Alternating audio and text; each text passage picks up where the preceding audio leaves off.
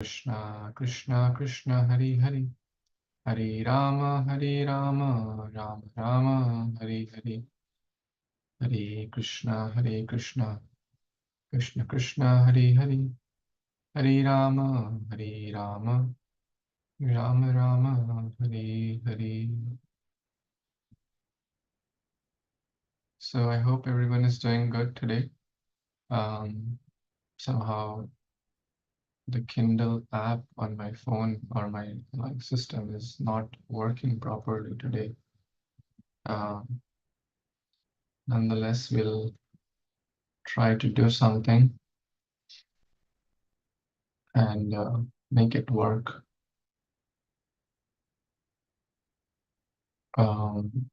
Thinking.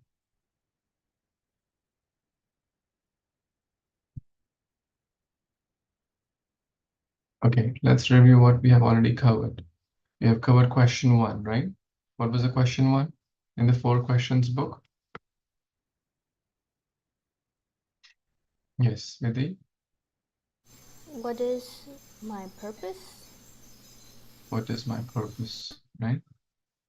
It's the most important question. Ask why before how. Ask why before where. Ask why before, uh, doing anything. So a life of purpose, a moment of purpose is better than thousands of years of life without purpose. Right?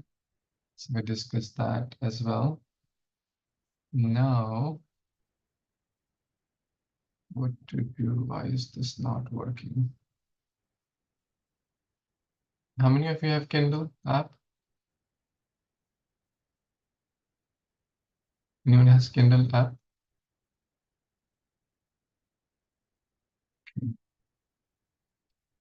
Um, let's pray Lord Chaitanya Mahaprabhu so that this works. Kathanchana smriti yasmin dushkaram sukaram bhavit vismrite viparitam syad Shri Chaitanya namamitam. Jai Shri Krishna Chaitanya Prabhu Nityananda Shri Advaita Gadadhar Shrivas Adi Gaura Bhaktavrinda Panchtatvatmakam Krishnam Bhaktarupa Swarupakam Bhaktavataram Bhaktakyam Namami Bhakti Shaktikam. Namo Mahavadanyaya Krishna Prema Pradayate Krishnaya Krishna Chaitanya Namini Gaur Tushre Namaha.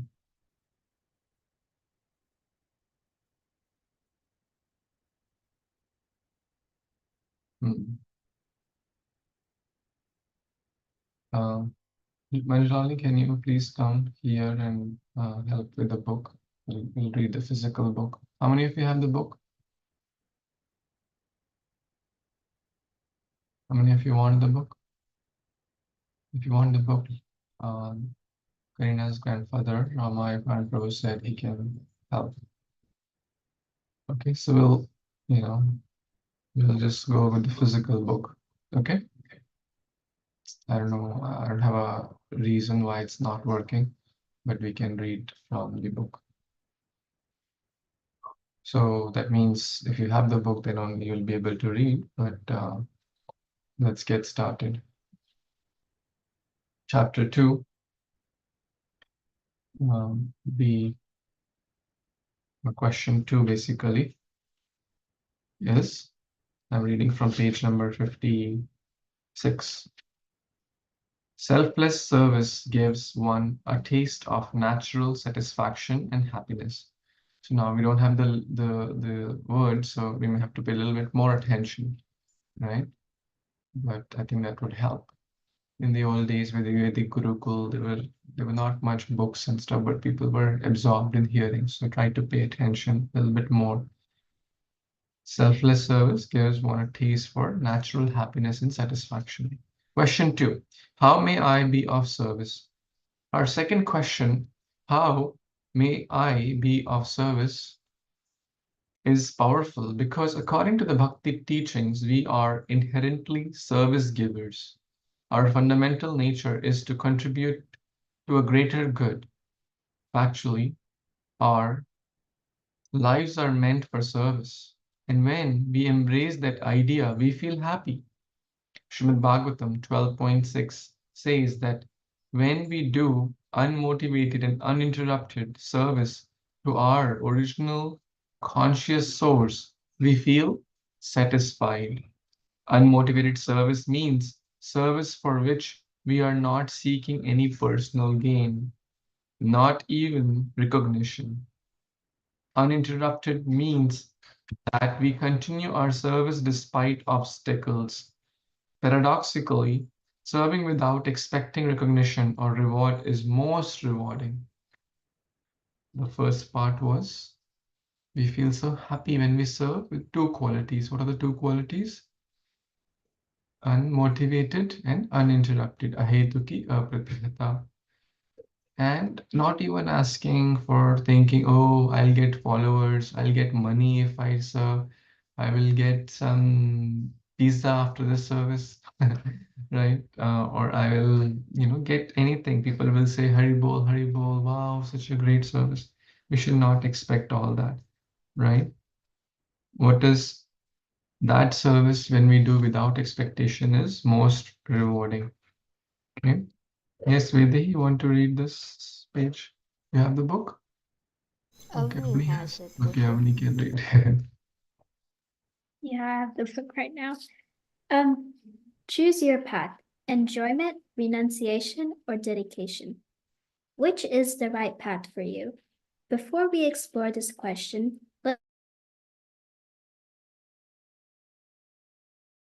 let's look at some of the paths of literatures tell us we can choose to follow. The ancient texts describe three general paths: the path of material enjoyment, the path of renouncing the material world, and the path of dedication. Devotional service to the Supreme. The path of material enjoyment means to try as hard as we can to get comfortable in life and enjoy the temporary creature comforts this world has to offer. People have myriad means of going about this. Eternal spiritual beings, categorically different from matter in its temporary manifestations. Many writings, not only yoga texts, but also songs and poems confirm this fact. The Rolling Stones sing, I can't get no satisfaction. Shakespeare writes in Macbeth, life's but a walking shadow, a poor player that struts and frets his hour upon the stage and then is heard no more, is a tale told by an idiot. Thus, due to matter's inherent inability to provide lasting satisfaction, this path is not recommended. The second path is to renounce the material world after one has realized that it is a troublesome place full of all sorts of miseries. An aspirant on the renunciate's path thinks, I'm going to unload this whole thing, just give it up. I'll be detached from everything and everyone. The problem with this path is that as conscious living, our nature is to be attached to something or someone. According to a study conducted by Brett Ford of the University of California, Berkeley, published in the Journal of Experimental Psychology, human happiness is linked to social engagement and helping others. Many prisons include cells designed for solitary confinement, which is considered the most extreme form of punishment. In such a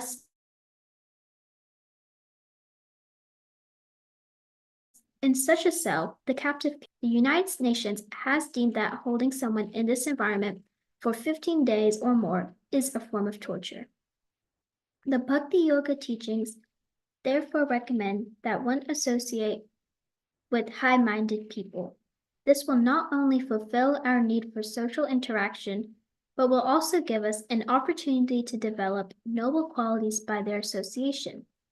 As the saying goes, show me your friends and I'll show you your future. The Bhakti Yoga teaching with care. Another problem with the path of detachment is that things renunciates try to give up aren't theirs to begin with. Let's say I stroll into a Bank of America and declare that I am renouncing the bank and all the money in it. The bankers would think I'm crazy. The money in the bank isn't mine.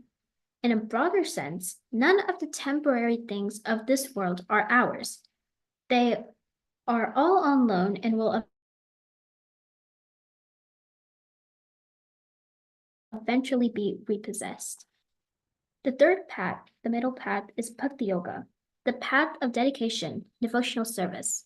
One who follows this path is still involved with the world, still connected with other people, still engaged in loving relationships, and is still attached. But the Bhakti Yogi's attachment is not material. The Bhakti Yogis are attached to using everything in their sphere of influence to establish a spiritual connection and engage in relationships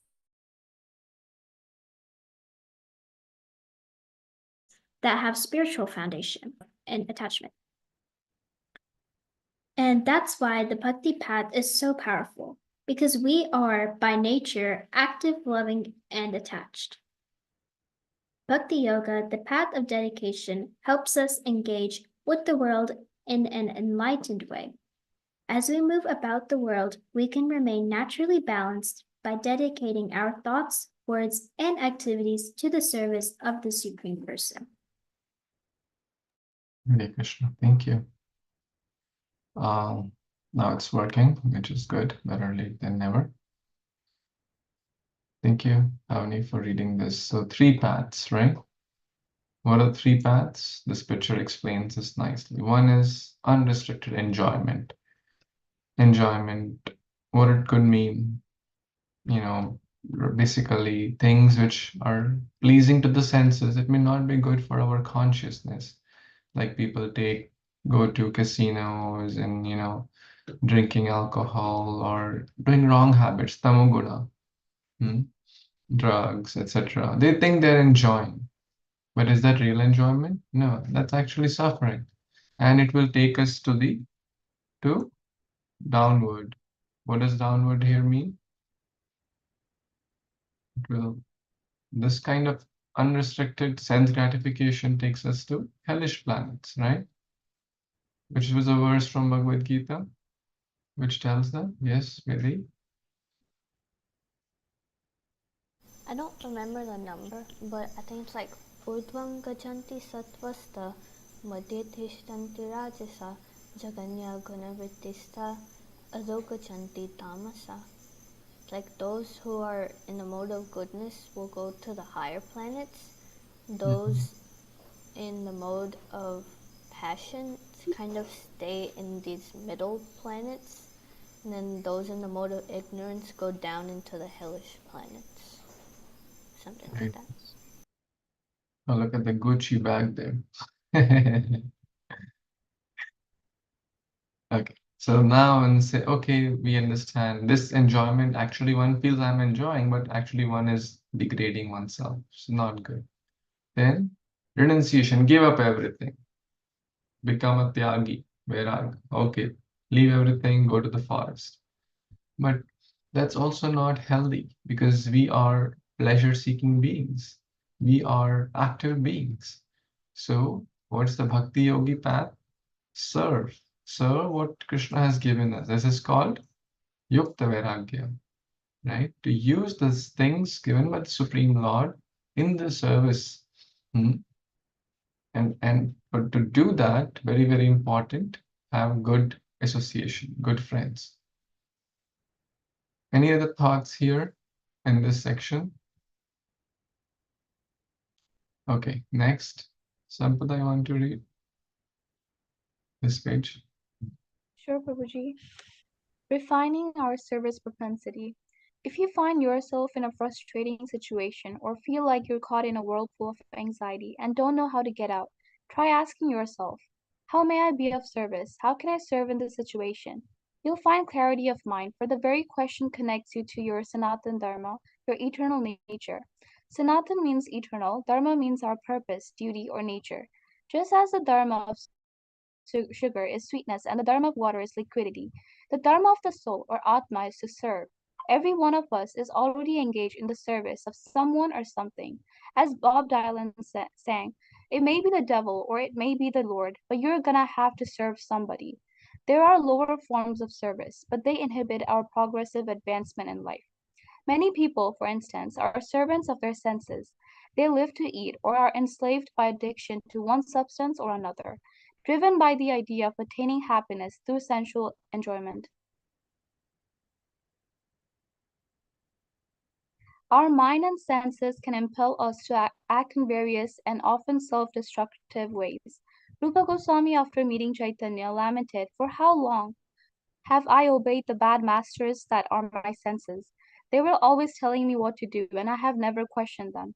They never gave me time off, and they never gave me mercy. I will no longer obey them.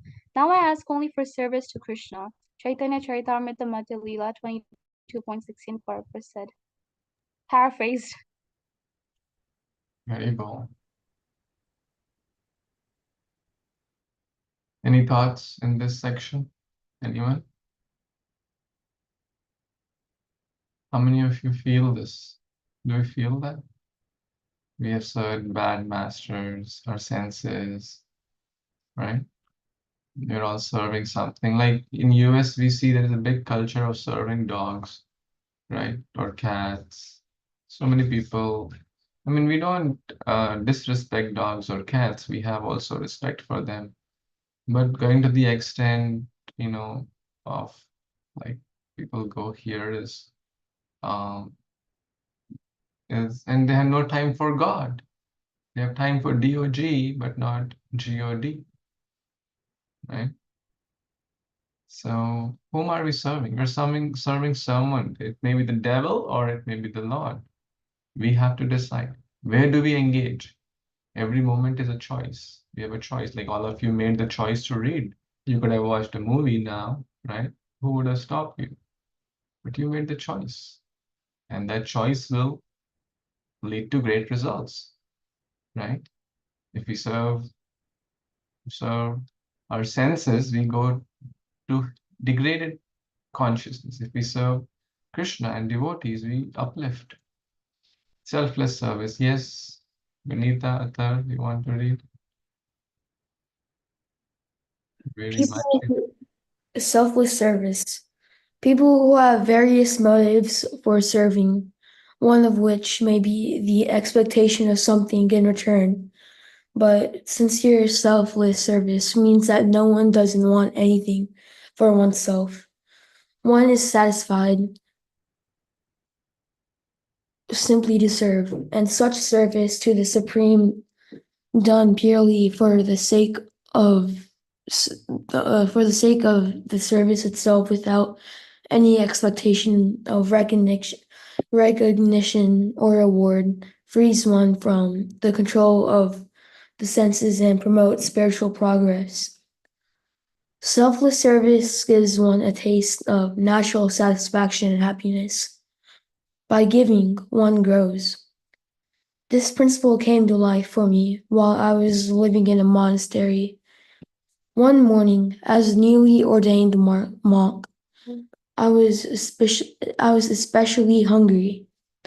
When the breakfast bell rang, I jumped and ran to the dining hall with one thought in mind. I want to eat.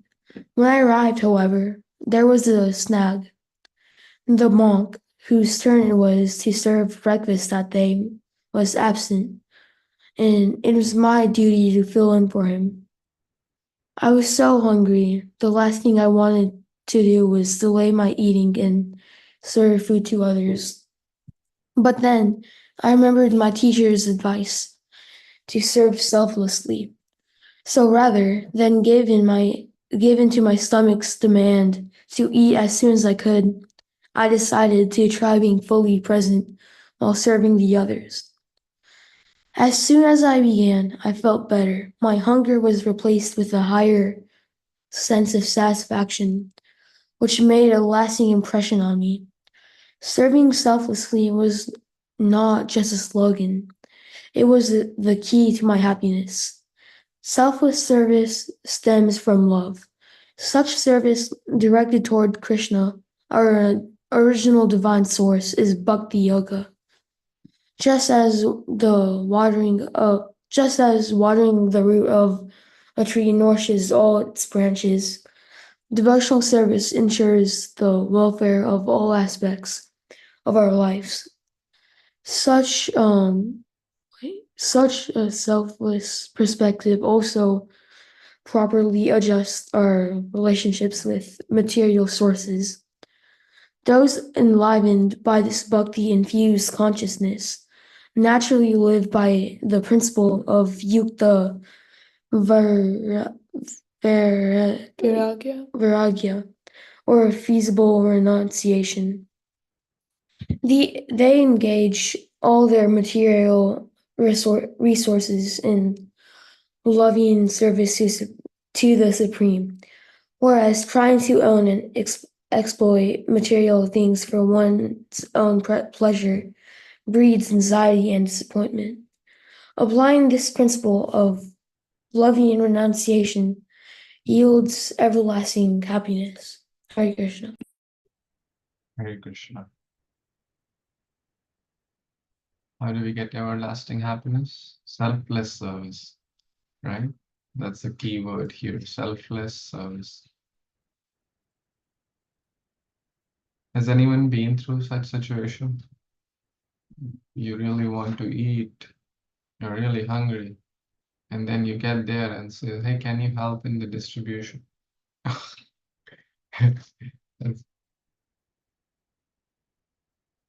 Anyone wants to share any experiences from there?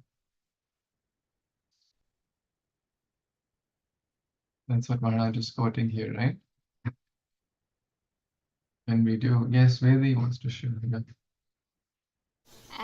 I remember at Sadhu Sangha earlier this year, I was helping in the prasadam line. I was just standing there watching everybody get all their food, and I'm just serving them. And I started getting hungry. And I'm just like, okay, we're almost done. And then finally, I got to take a break and eat after that. But I got to serve a lot of people there. So That's great. So how was your mood or after all that episode, your feelings? How was that? What were the feelings you were going through?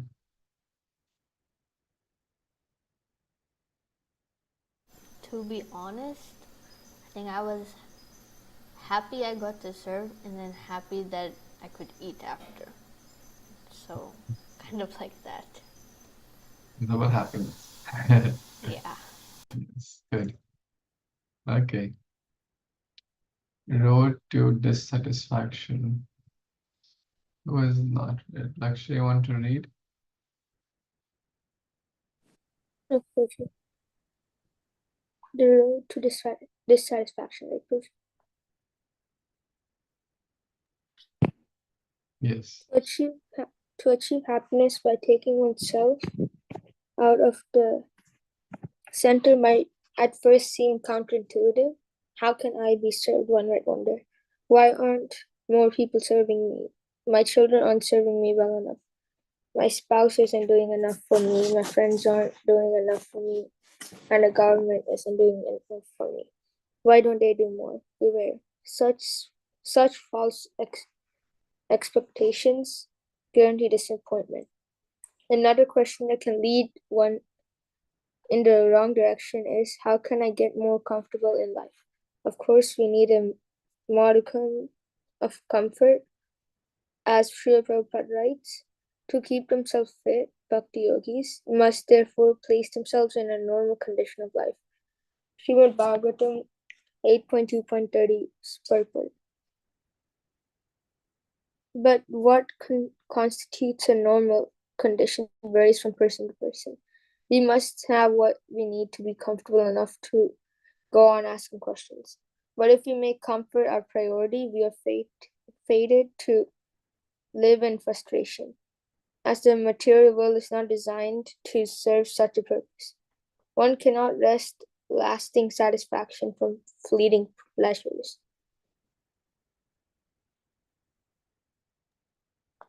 Thank you. So, quite significant, right? Yes, we need to have, like basic comfort as Prabhupada is writing. But if we make comfort our priority, then we will be lost. We'll end up in frustration. No one has attained happiness by being in their comfort zone. Everyone we see, they're happy by serving others. And the more selfless, the more genuine, the happier they are. What is this? Any thoughts? This picture?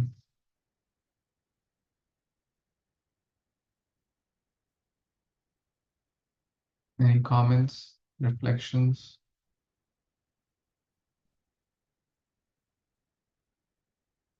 Maybe it will come with this. Yes, who's going to read this? Yes, Vidi? This axiomatic truth is also backed by modern science. In the 2012 documentary Happy, filmmaker Rocco Bellic chronicles psychologists' findings on happiness. His film addresses what is known as the hedonic treadmill, that whatever material gains a person achieves, he or she quickly becomes accustomed to them and wants more. The joy of buying a new car is short-lived because of all the anxieties that come with its maintenance. What's more, the law of diminishing returns say that buying a second new car will bring even less of that fleeting joy than one received upon buying the first one. The ancient yoga wisdom literatures point out that materialism is not limited to buying things. All activities based on sense pleasure share this temporality and subsequent inability to provide the eternal happiness for which everyone hankers. Very well. How many of you have felt that? Either we become accustomed to that, we don't feel any more happiness, or if we get a second time, we don't feel okay, nothing big. Has anyone experienced that in your lives? Maybe you got the bike first time, but then you were very excited, right? Oh, well, when will I get the bike? When will I? And then you get it, and maybe like a few days, nice, but then it becomes, you get accustomed, right? Some of you may be learning cars, so same with the car, right? In law of diminishing returns, you get your first pen, you're happy. Then second pen, third pen, 100 pen, nothing. If you don't feel excited, oh, I get a new pen. Okay, right? Mm. Want to share something? My wife is agreeing. Yes, that's true. Everyone is. Okay, which verse is this? All activities based on sense pleasure share this temporary, subsequent inability to provide eternal happiness. Right? There's a Dukhalayam Ashashvatam, right? Right, from Bhagavad Gita. Who knows that verse? You memorize it? I know. Please revise. Summertime, revise it daily, okay? You're forgetting. You're all scholars. Don't miss it. Every day revise. It takes 10 minutes. Yes, Vedi, please tell.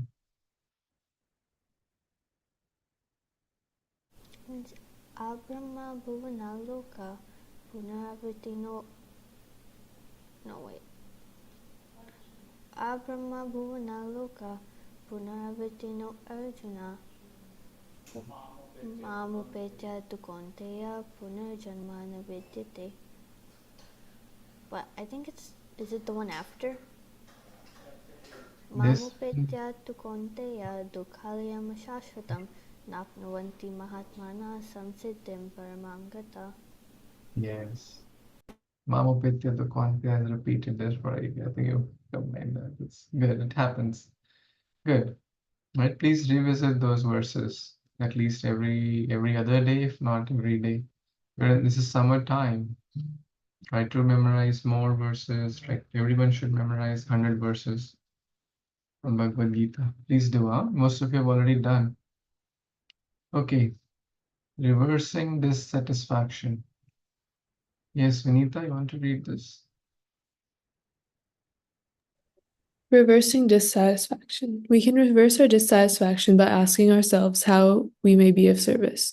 Bhakti Yoga texts explain that the best way to engage the mind is to train it to always be thinking of how to do good for others. In his popular book, How to Win Friends and Influence People, Dale Carnegie touches on a similar point. The world is full of people who are grabbing and self-seeking, so the rare individual who unselfishly tries to serve others has an enormous advantage.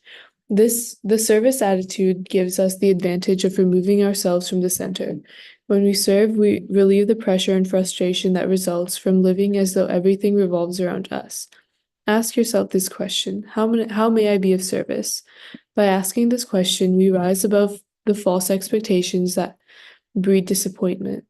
We are then reinstated in our natural happy state of consciousness. Hare Krishna. So what's the takeaway, Vinita, here? The takeaway is that we have to remove ourselves from the center, and instead of like being self-seeking and like everything revolves around me and trying to serve yourself, you have to remove yourself from that position and try to put yourself in the mood to serve others. And that way, like, you're happier that way because you don't have the pressure of always thinking, like, what can I do for myself or how will this work out for me? Yeah. Hare Krishna.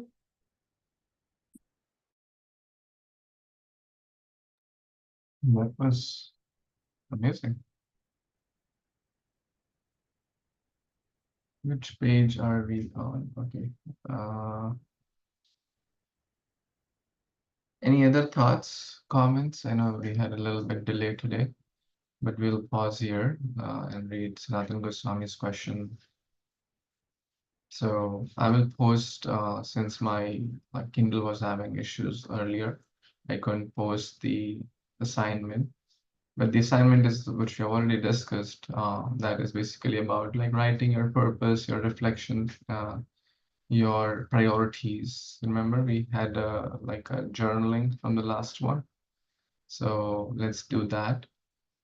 And anything else anyone has?